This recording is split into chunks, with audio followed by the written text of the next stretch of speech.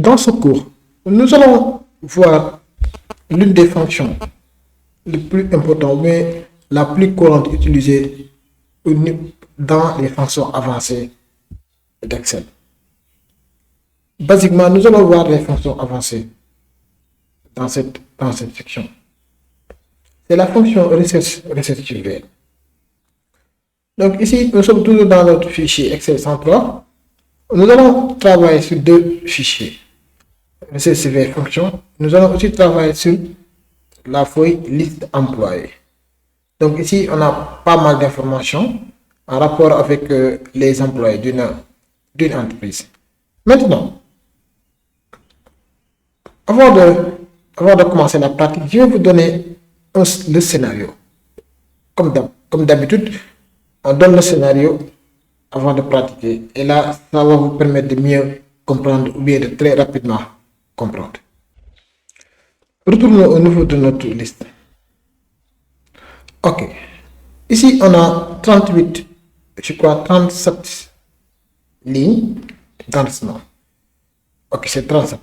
Maintenant, imaginons que nous ne voulons pas travailler sur toutes les 37 enregistrements, sur tous les 37 employés. Nous voulons peut-être travailler sur 5 ou bien 6 employés. Donc, qu'est-ce que nous allons faire? Le diagramme qu'on veut générer, par exemple, le tableau dynamique croisé qu'on veut générer n'est pas en rapport avec tous les employés, mais seulement avec 10 ou bien, par exemple, 18 employés. Qu'est-ce que nous allons faire? Bon, il y a des techniques manuelles, donc on peut les copier et les coller, filtrer, bon, faire tout ce truc-là pour avoir nos 10 employés. On peut faire ça. Ici, si vous venez dans Recherche UV, dans cette colonne, vous avez par exemple ici les employés sur lesquels nous voulons travailler. Ici, on a 18 employés sur lesquels nous voulons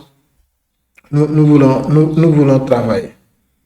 Donc, on a créé une nouvelle feuille ou bien une nouvelle liste où nous allons stocker les employés sur lesquels nous avons travaillé. Maintenant, donc, on veut aussi avoir seulement, on ne veut pas utiliser toutes les colonnes, on veut seulement utiliser la colonne identifiant, prénom, nom, département et taux de rémunération. C'est seulement ces 5 colonnes qu'on veut utiliser. Alors qu'ici, on a presque, je crois, on a 9 colonnes. Maintenant, manuellement, ce qu'on peut faire, ici, c'est l'employé 1054. Bon, le prénom, on l'a ici, donc on va avoir le nom. 1054, on va venir ici, dans la liste, on recherche 1054, le voici. Maintenant, on vient ici, on copie le nom, on copie et on le colle ici, pour avoir son nom. On regarde 1075, par exemple, on fait la même chose, 1075, on va rechercher, ça et là. On vient ici, on copie le nom, on le copie, on vient ici, on le colle. Ça, c'est la méthode manuelle qu'on peut faire. Mais les gars, ça, vous allez perdre beaucoup de temps et beaucoup d'efforts. Donc, c'est dans ce cadre qu'on va utiliser une fonction avancée qu'on appelle recherche UV. Allez dans D3, cliquez dans D3.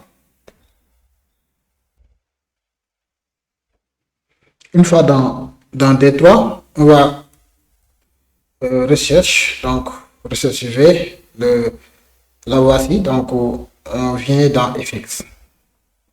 Là, nous avons 4 paramètres à remplir. La première, c'est la valeur à chercher. Donc, quelle est la valeur qu'on va chercher dans le tableau source? Donc, ici, on a notre B3. Et là, éventuellement, on va tirer ça. On va tirer en bas pour avoir le nom des autres employés. Donc, ce que nous allons faire, si vous vous rappelez bien, donc nous allons rendre absolu la colonne B. Nous allons rendre absolu la colonne B. Comment faire ça? On va seulement faire F4. On va cliquer F4. Ou bien, on va venir avant B, on va mettre un $. Donc là, on va rendre absolu la colonne B. Il faut bien comprendre cela. Donc B sera constant. la colonne B parce que nous allons tirer en bas. Mais les lignes ne seront pas constantes. Ok. Maintenant, où est-ce que nous allons chercher cette planeur? Où est-ce que nous allons le chercher? Là, il faut aller au niveau de la base de données source. Là, on va sélectionner toute la table, toute la base de données, ou bien toute la liste. Donc, on clique ici, on va utiliser les raccourcis, CTRL SHIFT, flèche en bas, puis flèche à droite. Wonderful. Donc là, on a sélectionné toute notre liste. Et maintenant, qu'est-ce qu'il reste à faire? C'est de rendre absolu. La base de données.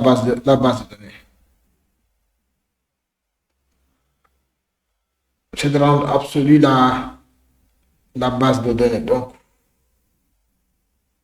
ok, là j'ai des problèmes avec. On va sélectionner encore.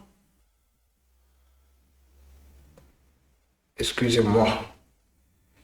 Là j'ai un petit problème. Donc, on va encore sélectionner notre base de données. On fait ça. Ok, maintenant on sélectionne la base de données. On clique sur F4. Wonderful. Donc là, on a sélectionné on a rendu absolu toute notre base de données. Cela veut dire même si on fait des remplissages automatiques, la base de données ne va pas être modifiée, c'est sûr. Maintenant, quelle est la valeur qu'on veut retourner? Nous voulons retourner le nom. Donc ici, nous allons mettre l'indice du nom. On va retourner dans la table source.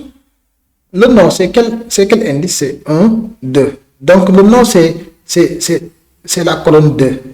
Nous allons effacer ici et mettre 2. Wonderful. Maintenant, la valeur approche, c'est quoi? Ici, si on vient, certes, une valeur dans la première colonne à gauche, non, on va venir ici, donc on va sélectionner ici. C'est une valeur logique pour trouver la valeur la plus proche dans la première colonne. Donc, dans la première colonne, ce qu'il faut noter aussi, la fonction recursive recherche toujours la valeur cherchée au niveau de la première colonne de la liste source ou bien table source. Toujours, il recherche cette valeur. Le 1054, par exemple, il le recherche toujours au niveau de la première colonne de votre table, de cette table. Donc là, il faut noter ça. Donc ici, on veut avoir une valeur qui est la plus proche. Bon, pour notre cas, nous allons mettre faux. Donc, nous voulons avoir une valeur nous voulons avoir une valeur qui est exacte. Donc, comme on peut le voir ici, pour trouver la correspondance exacte, donc on va mettre faux.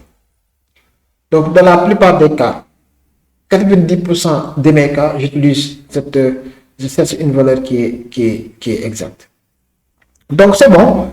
On a rempli tous les paramètres. On va cliquer maintenant sur OK. Et là, wonderful, nous avons le nom de l'employé 1054. Maintenant, qu'est-ce qu'il reste à faire, les gars? C'est seulement tirer en bas. Wonderful. Les gars, on n'a pas à rechercher, à venir dans la première liste, regarder le ID, revenir ici, aller chercher sur le nom, copier, venir ici, coller. Les gars, avec seulement une seule fonction, nous avons fait tout cela. Regardez le temps que nous allons créer. Et nous devons le faire pour chaque colonne. Wonderful, c'est ça la fonction recherche V. Donc, essayez de faire ça.